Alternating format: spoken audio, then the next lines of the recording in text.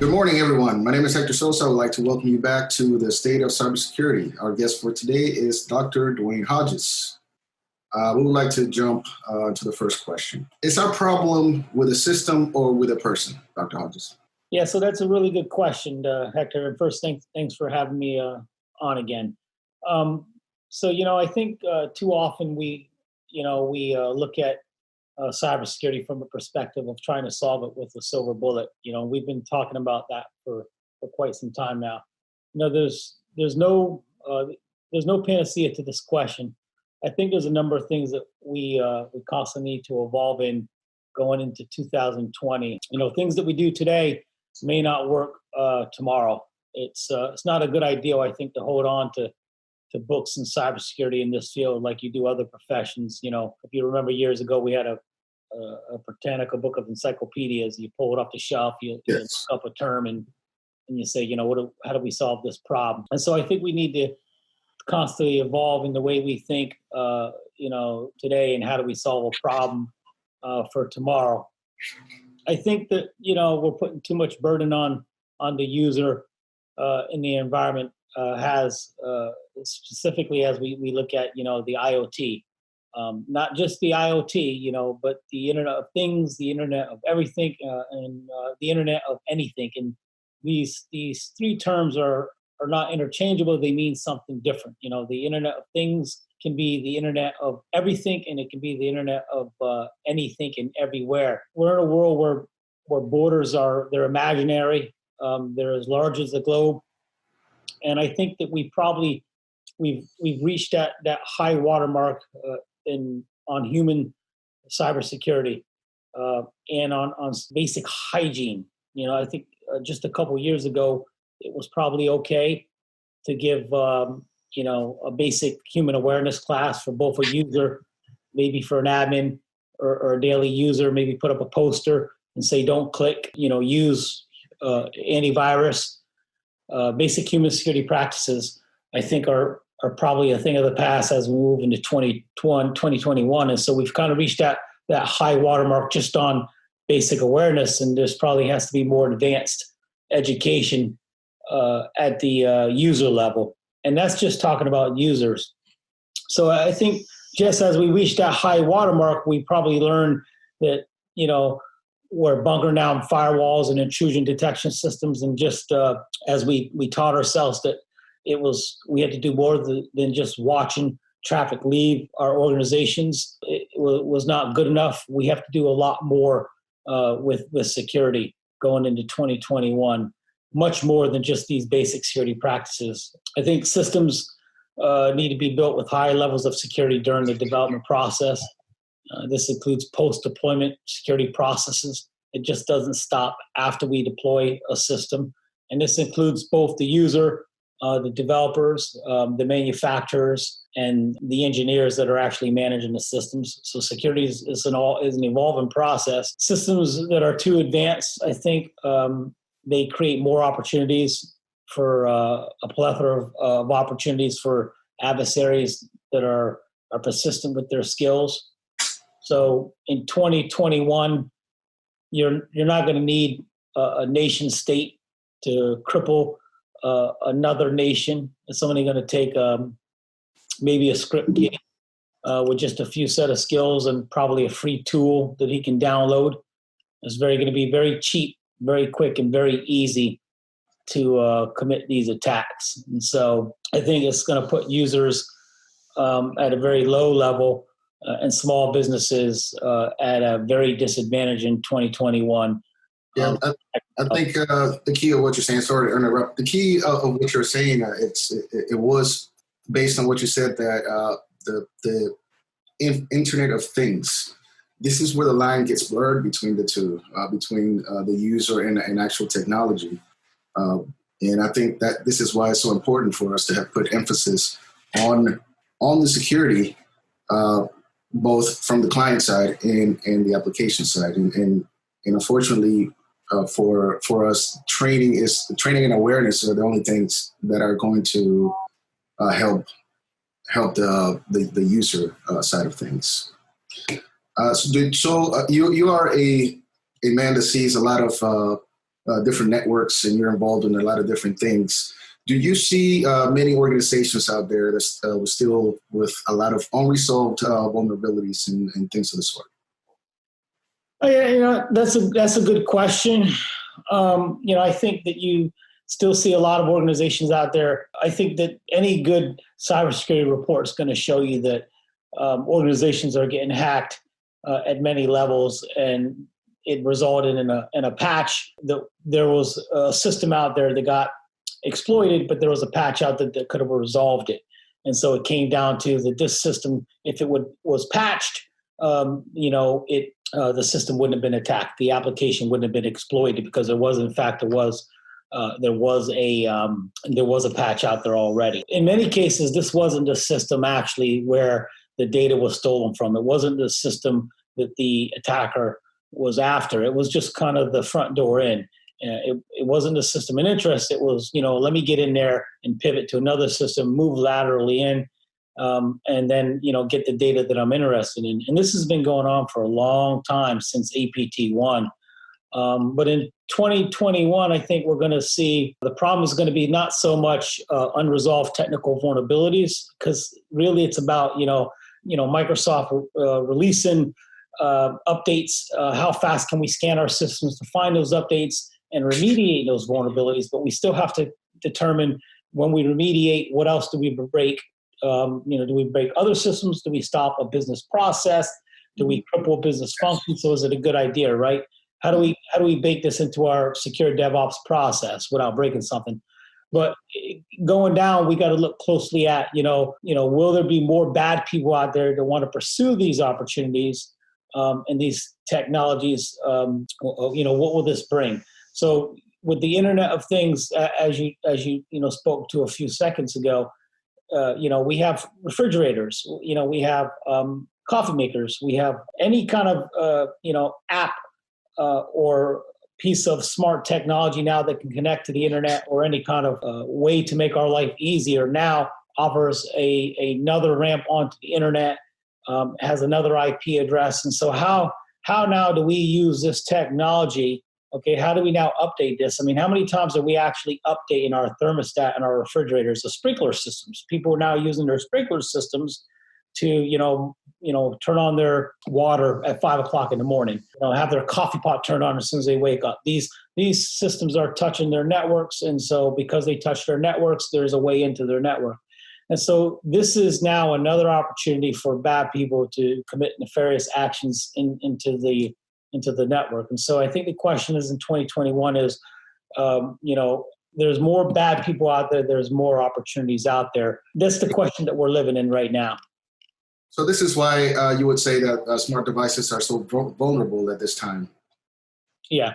Right? Yeah, they're more vulnerable more than ever. And so, we have to think about creatively.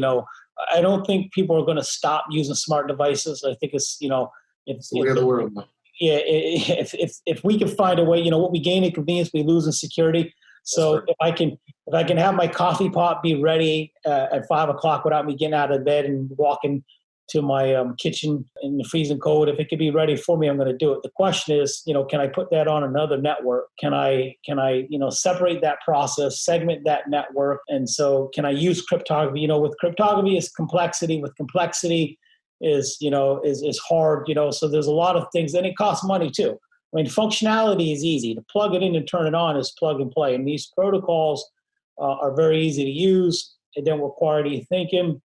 And if a coffee pot made today doesn't use this functionality, if it doesn't connect to the network, there's a competitive edge that the manufacturer loses. And so these things are going to happen. But if they require security, if they require you to configure AES 256-bit and require you to put a password in and update it, then this does cost money and time from the DevOps process all the way to the configuration through the user.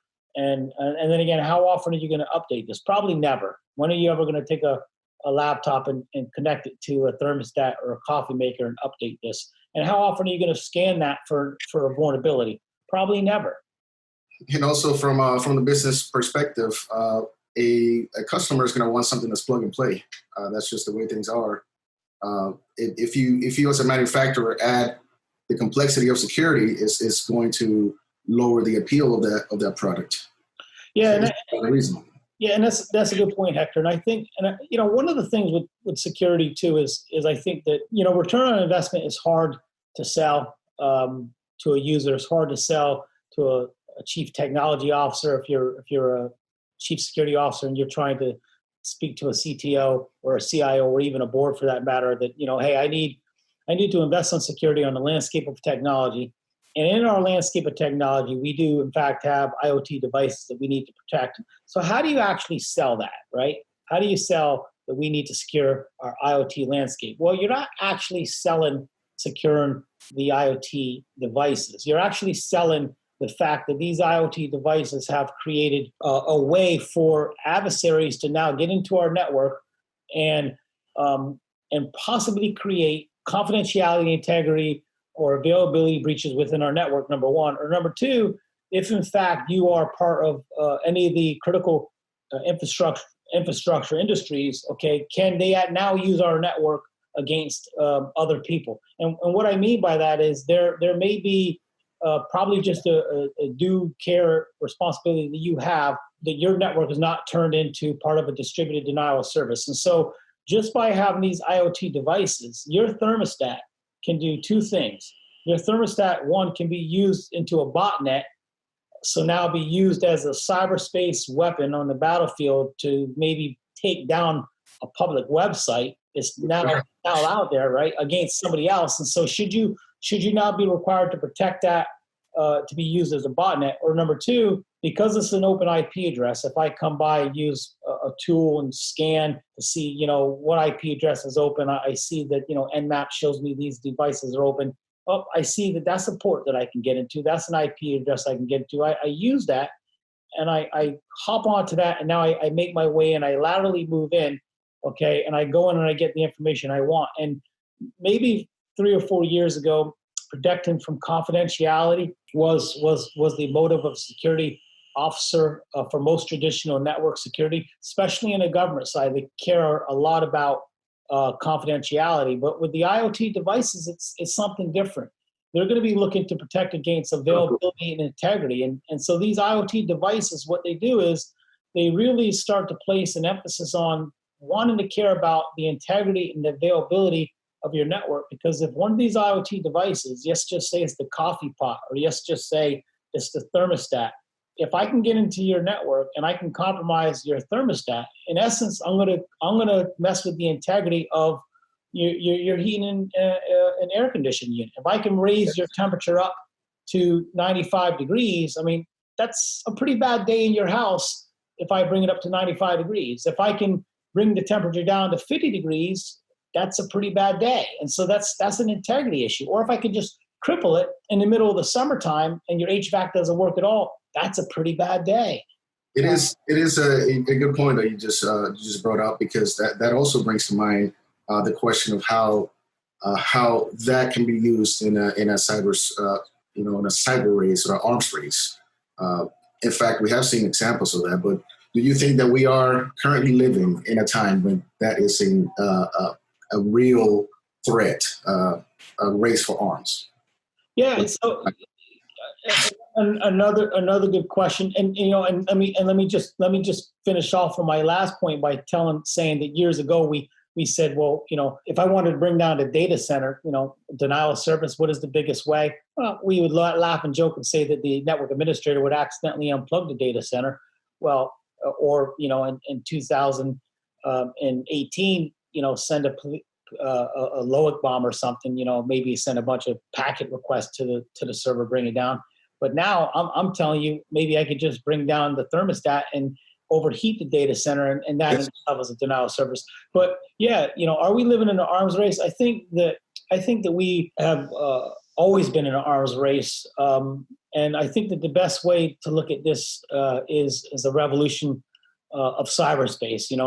The IT landscape changes as we add in more stuff into the IT landscape, as we add in more VMs, as we go to a cloud computing environment, as we go to microservices, as we start to move between the Amazon of the world to the IBM to the Azure, and we start to put our security services as well in these cloud compute environments, the threat space changes as well significantly. It's a cascading effect. You can't have one without the other. And the military traditionally, we've been training military warriors to fight and protect enemies across all the domains. Land, sea, air, space, and then we moved into the cyber domain, protect systems, IT systems from cyber attacks. They stood up a cyber command. They created a cyber strategy on how to fight. So I think that when we talk about a revolution of within cyberspace, I think it's foreseeable now that in 2021, we're going to have new domains, such as, the artificial intelligence domain. We're seeing artificial intelligence being used much more in a sophisticated capacity. A few years ago, it was the online database for medical doctors. If I have a rash, what do I do? Well, put cream. If I have this ache and pain, what is it? It's kind of if, then, what? It's just a database of a lot of intelligence where somebody can go and ask a question. And that's what artificial intelligence is. But it's getting better where now cybersecurity is using that to defend its IT systems. And there are lots of tools that we could talk in another episode about what AI actually is. But I think it's important to know that it's not something that the good guys can use and the bad guys can't use for nefarious purposes as well. And so it's going to be a new domain that we have to protect. And I think that this revolution is going to continue. We saw it. We went from the horse and buggy to the car. And now cars are starting to be, driverless cars.